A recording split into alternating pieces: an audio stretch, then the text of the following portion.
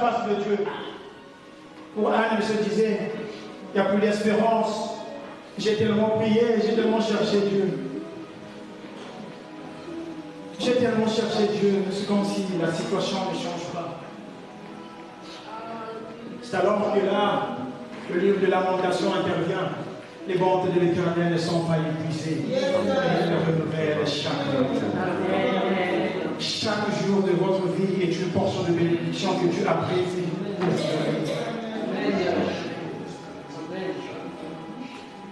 Les bontés de l'Éternel ne sont pas épuisées. Peu importe le temps que ça peut prendre. Peu importe le nombre que ça peut prendre. Je me dis à quelqu'un, les bontés de l'Éternel ne sont pas épuisées. Laissez les gens parler mal de vous. Laissez les gens vous critiquer. Laissez-les parler. Mais gardez l'espérance en Dieu. Le Dieu qui vous a créé, il a tellement un plan merveilleux pour vous que vous-même vous ne connaissez pas. S'il pouvait vous ouvrir les yeux, si Dieu vous dit que j'ai préparé ceci dans le futur, là où je t'amène, le désert que tu traverses, j'ai un plan merveilleux. Bien aimé, beaucoup n'allez pas rester à la maison. Vous devez continuer à chercher Dieu. Amen. Amen.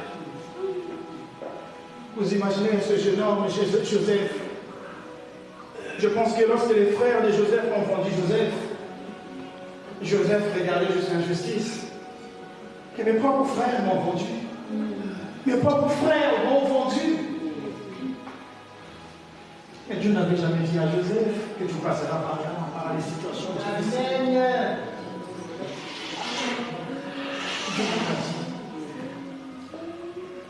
Mais Joseph est resté fidèle à Dieu. Joseph est resté fidèle à Dieu. Est-ce qu'il y a encore des gens qui sont fidèles à Dieu? Est-ce qu'il y a encore des gens qui sont fidèles à leur mari, à leur femme? Non. Est-ce qu'il y a encore des gens fidèles? Lorsque Dieu est dans le ciel te regarde, est-ce que Dieu peut te témoigner que tu es fidèle? Est-ce que Dieu peut nous témoigner? Est-ce qu'il y a encore des jeunes qui sont fidèles à leurs parents?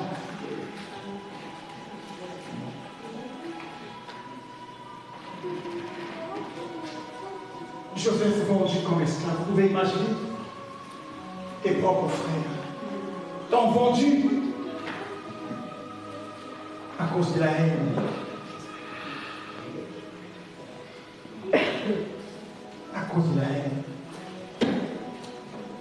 Pourquoi tant de haine dans l'église? Pourquoi tant de haine? L'église d'aujourd'hui, pourquoi tant de haine? Juste à cause, parfois des postes, se mettre debout. Pourquoi tant de haine dans l'église? Je vous supplie.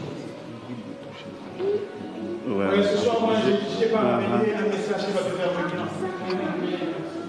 Mon but à moi, c'est qu'un jour, toi et moi, on se rencontre ici. C'est mon but, mon objectif.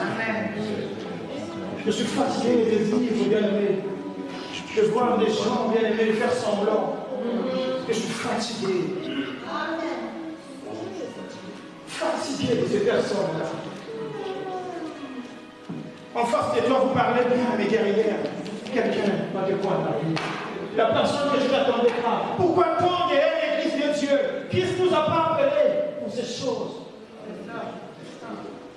Christ ne nous a pas appelés pour ces choses. Ce n'est pas en restant debout, en prêchant. Ce n'est pas en restant debout, en chantant, qu'on vous reconnaîtra que vous êtes disciples de Dieu. Non, bien-aimé. C'est lorsque vous allez manifester l'amour de Dieu. C'est par laquelle on reconnaîtra que vous êtes disciples de Dieu. Et que c'est bien voulu pour vous. L'amour a disparu dans l'Église. L'amour a disparu dans l'Église. Pourquoi, Guy? Pourquoi?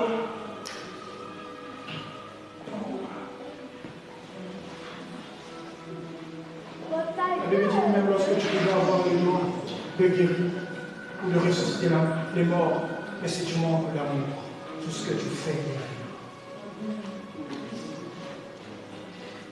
Tout ce que tu fais. Vous savez, le ministère de Christ est caractérisé par l'amour. Le ministère de Christ n'est pas caractérisé par la guérison ou quoi, non, c'est par l'amour. Dieu a tant aimé le monde qu'il a donné son Fils. Afin que celui qui croit, c'est par l'amour. C'est par l'amour que Christ est allé au roi du calvaire, il s'est donné pour toi et moi. Toi et moi, on ne le méritait pas. Regarde ta vie passée. En réalité, toi et moi, on a été disqualifiés. Et par l'amour d'un homme qui a accepté de prendre le péché, de prendre cette souffrance, d'accepter qu'on puisse le flageller et accepter le mépris pour toi et moi. Il est allé au roi du calvaire, il s'est livré. Il s'est donné comme offrande pour toi et moi, pour que tu puisses avoir la vie. Nous sommes disciples de Dieu. Et lorsqu'on est disciple de Dieu, on reflète l'image de Christ. Et si vous faites le contraire de Christ, quel est le Dieu que vous servez? Amen. Quel est le Dieu que vous servez?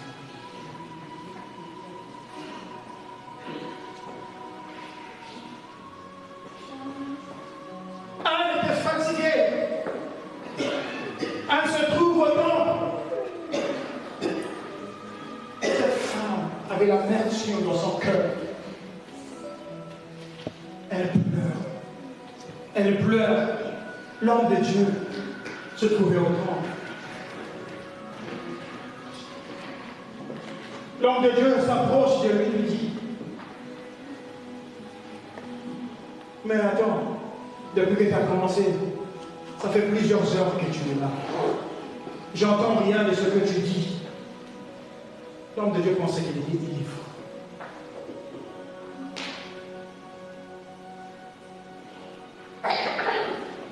Le prophète Élie pensait qu'il était ivre. Et cette femme était là en train de chercher la face de Dieu. Cette femme, elle avait l'amertume dans son cœur. Cette femme voulait voir la présence de Dieu. Elle voulait voir la face de Dieu. Lorsque tu passes des moments compliqués de la vie, tu subis le coup, le poids de la vie. Les gens te regardent. On te donne le nom.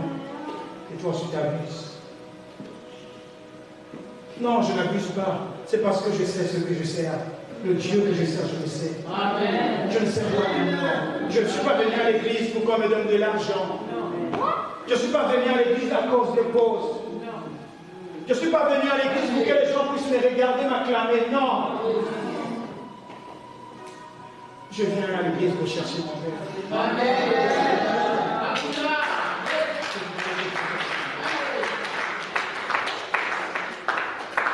Ce que les hommes oublient, peut-être que toi, tu as quelqu'un, tu peux espérer, et tu peux appeler pour te donner de l'argent. Peut-être que tu as quelqu'un qui peut te soutenir. Peut-être que tu as un mari qui a les moyens. Mais nous autres, là, nous avons que Jésus. Nous avons que Jésus.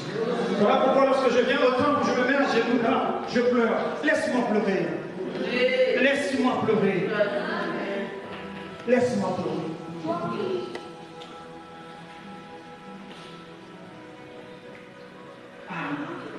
Passer des moments compliqués. Et pendant ce moment, cette femme avec quelqu'un de bien à son mari. Vous la réconfortez. Vous la dites, c'est vrai que je sais que tu passes des moments compliqués, mais tu peux compter sur moi. Mange pour avoir le force. Mange pour avoir le force. La Bible déclare que lorsque cette femme a mangé, elle a quitté le temple et elle a mangé. Et son visage était devenu. Parce qu'on ne peut pas rentrer dans la présence de Dieu et